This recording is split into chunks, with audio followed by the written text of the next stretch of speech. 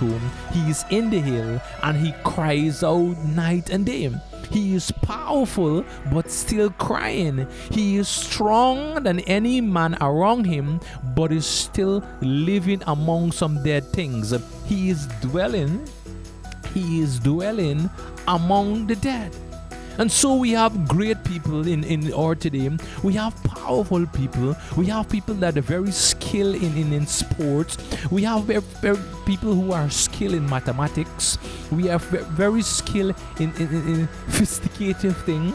But the night when they come home, they live among the dead. And what we mean by dead, they live among the stuff that can kill them. They want to commit suicide. He's cutting himself. They use a knife to slit their throat. They use a knife to slit their hands, slit their palms. They among the dead things that we suppose they are drinking. They are drinking themselves to tears. They are committing suicide to tears. They are struggling in their family. They cannot get them life in order. And so we have these great people who accomplished great stuff, who did great things, who did great works, are so powerful, are so strong. Intellectually they are brilliant, intellectually they are smart, but at the end when they go home, they drown themselves with tears. They drown themselves in pain and they cut themselves together. They try to live among the dead. Mean living among the dead, they want to commit suicide. They can't live among natural people when they are home. They gotta live among the thing. They take their bottle and they drink. They take the things that substance, the white stuff. They take illegal stuff to drown themselves to sleep. They are so battled in such a problem that they can't stand themselves. They are good among people. They are so. And so that this man break chains and nobody could able to subdue. Mean he was so skillful. No, he was greater than his peer around. When he is around people, he is so skilled to do great things, great wonders. But when they leave and when he is back home, he is crying. He cannot sleep. He is getting the fake dead stuff. He needs the bottle. He needs the wine to keep himself alive. And so we have great people with weakness. We have strong people with failures.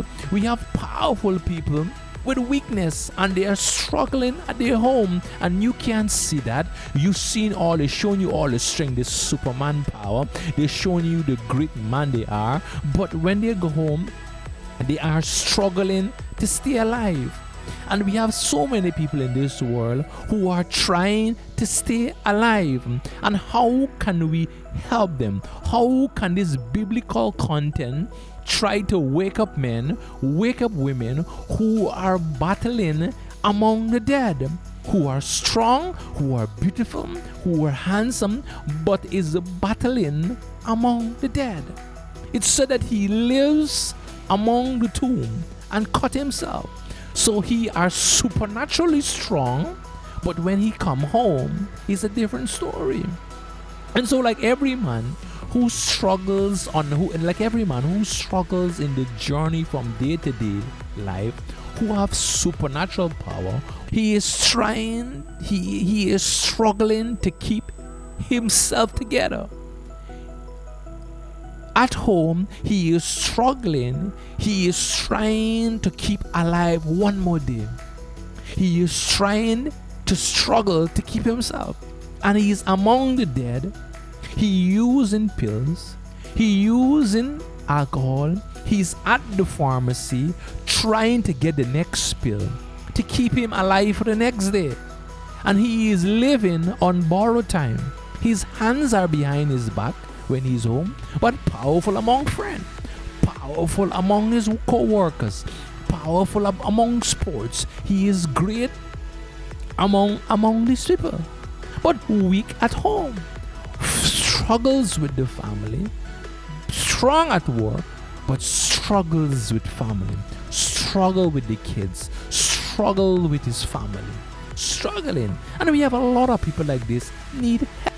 The thing is that this man, like for example, any person, God have given you gift, and God have given you skills, God have given you wisdom, God have given you knowledge, and like everybody have gifts. But the thing is that he made this gift get to his head. He made this power overcome him. But when you are given certain gifts and certain talents, it's not to get over your head, it's not to be pompous, it's not just to be show that you are arrogant. And so when many people are so skillful in certain things, they get proudful and they get boastful and it get to them head. And this man was so powerful, so strength. You see, he was a very good man. He was a very good man. He was a family man. He was a man of family and home. But the gifts and skills that he had got to his head. It's like when you people, like for example, when somebody is very poor, the person is very nice, the person is very kind. But just when they win the lotto, this person would change. The person you knew before changed. So the money changed them. The environment that they live and the thing that they have changed them. The power that they have changed them. And so the power get to his head. Now that you cannot make power rule you, you have to rule power. You cannot make money rule you, you have to rule money. And so like you can't make a gift rule you or get to your head. You have to rule this gift. You have to manage it. And any skill that you have, and anything that you have, any platform that you have, you need to manage it.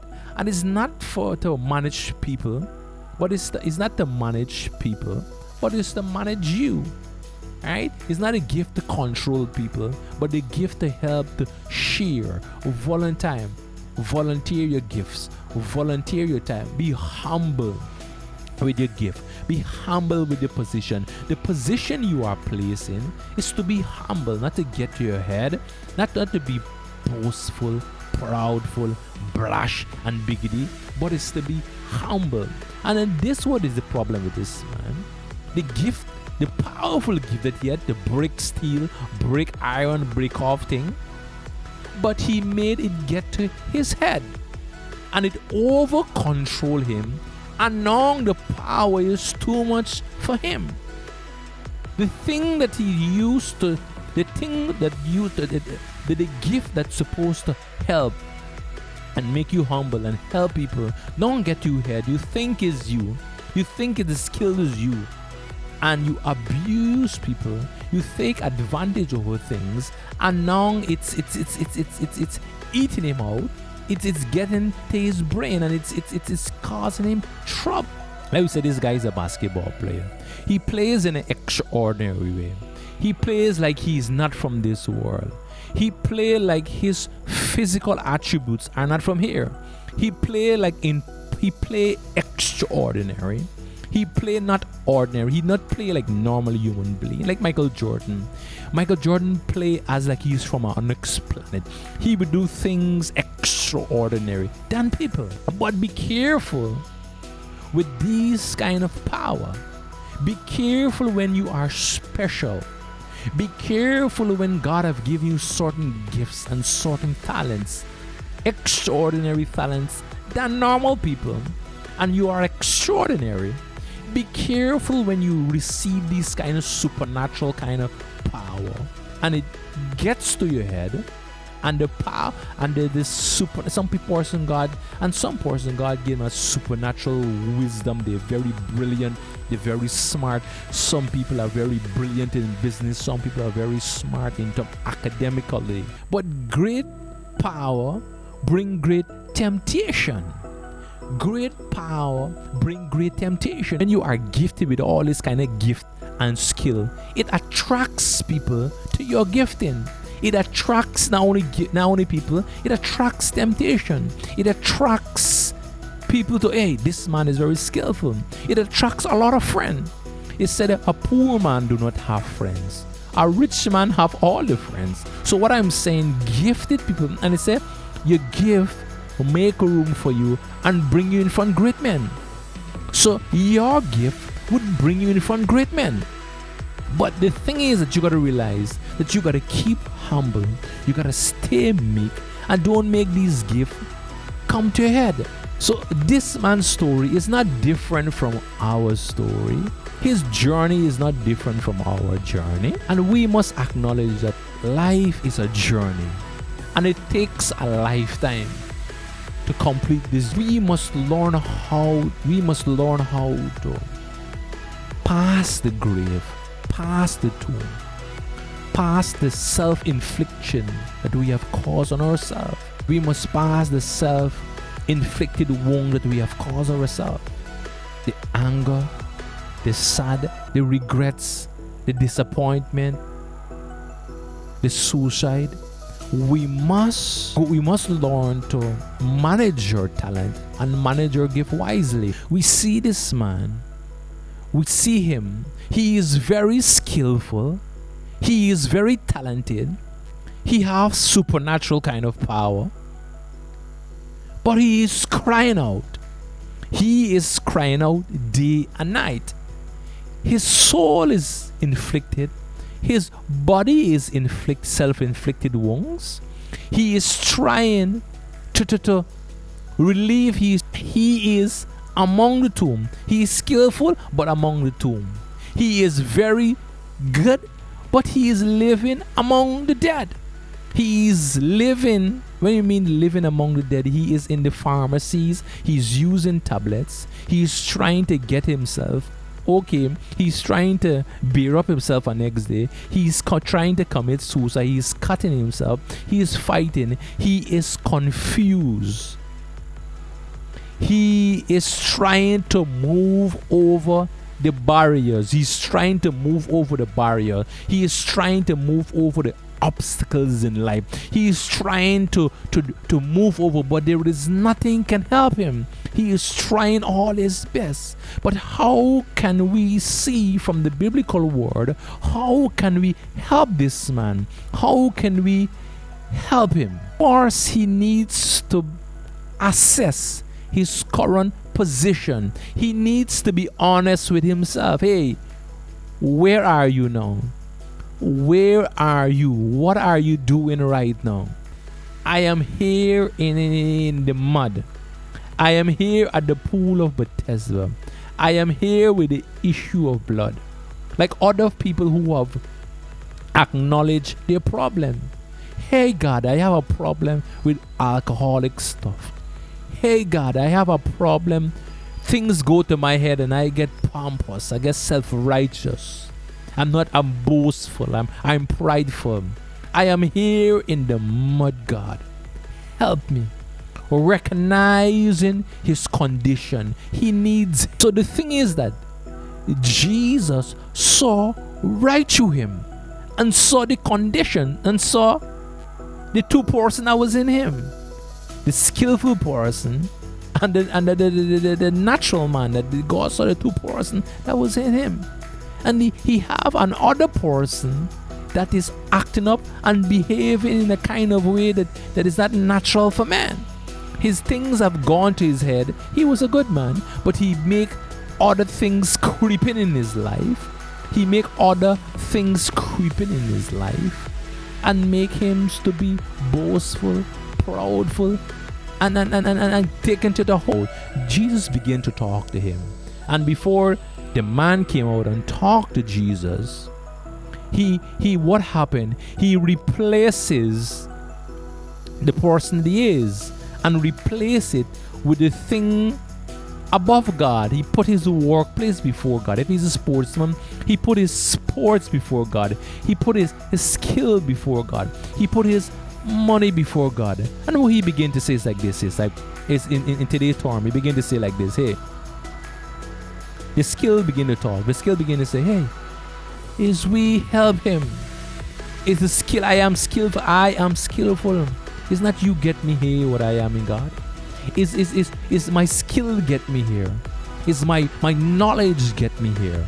Is my sportsmanship? Is my craftiness? Is my good talent? My good speaking get me here? It's not you to help me, God. Where is God? I hear people talk like this. It's not you help me, God. It's my skill. It's my brain. It's my good handsomeness. It's my beauty got me here. I didn't pray for you. I didn't pray for you help me, God. And so this man was saying this. It's not, the other person inside the gift began to talk now. His job began to talk. Hey, is the job give you all this money? His job, his talent, is my skill get me all this position. It's not you, Jesus. It's not you, God. You didn't help me. It's we give him all this money. It's his job, it's his skill. His good looks get him so. It's my intelligence, it's my skill, it's my knowledge. So these are the things that begins to come out of this man. His pride, his boastfulness. The legions that begin to come out and say, who is I we do all of this thing? Who is we make him all of this thing? Is we with him? Is we make him the riches? We give him all this money, the skills. Oh, God, is not you. And the pride and the boast, and God begins to see through all of this thing, see through the man's soul, see through all of these things, see through all of the heart, see through all of the pain that he is going through. The man needs to get in touch with the reality. Who give you this gift? Who give you these wealth, these gifting, these talent, these talented, these talent? Who give you this? It's not you, but it's God. And God needs to let him see him. And the pride that takes his life over, the emptiness that takes his life over, God begin to see through the heart. God began to see through the heart and speak in his life and say, you legion, come out of this man. You pride, come out of this person. You boastfulness, come out of this person. And so we, like this man, we need to find the thing that are causing us to be blocked out from God, to don't see God. We don't make our gifts block out God. We don't take our skills and our knowledge to block out God and say there is no God. But we need to use the gifts and talent that God has given us. Use it to benefit others, to benefit people. Use our skill to help people, and not to enrich ourselves. I see people using their gifts and talent that God has given them, to enriching themselves. Wealthy. But the gift and talent is to glorify God, to help build the church, to help build people, to give your service to people, help people, or render your service, not to get over your head and be boastful and pride, but to be full of humility, the things that God has given to you. And so our talk today is to be humble, be full humility, the gifts and the talent that God has given to you. Use it to benefit the body of Christ. Use it to benefit people, build people, mature people.